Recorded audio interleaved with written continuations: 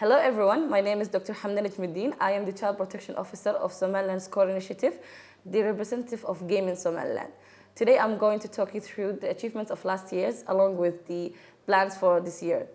If I start with the achievements of last year's, and we had 3 projects, the ongoing CISO project and a DERF project and an NNF project.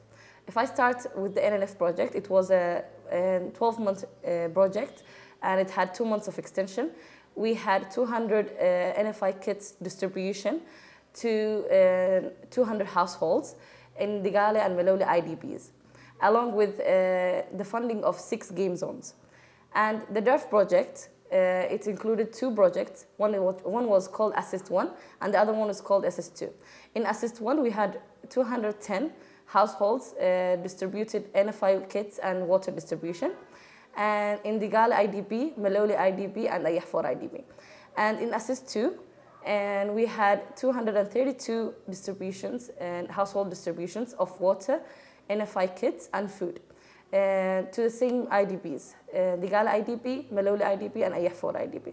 Both projects of DERF were 6 months of duration, and that's the achievements of last year's. And if I start to talk about our plans for this year, and unfortunately there is a reduction in the number of game zones, and the previous number of game zones were 12 game zones, but it will be it's now 5 game zones.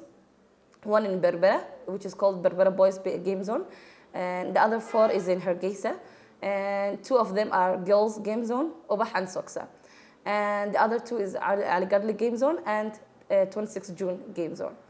And the reason of the reduction of the game zone number is the ending of the NNF funding, which was funding most of the game zone's activities. Our current number of playmakers are 117 playmakers, 54 of them are girls and the rest are boys. And the 5 current game zones are funded by the ongoing CISO project.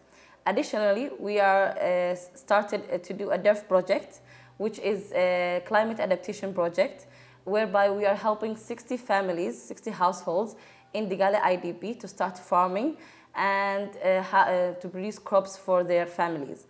And as well as water-saving infrastructure to help them in the farming process. And after this pilot ends, we will start a larger project whereby we're going to have 200 households instead of the 60 households, and we're going to start the project in different IDP camps. And the purpose of this project will be to help those IDP communities to have an income of their own.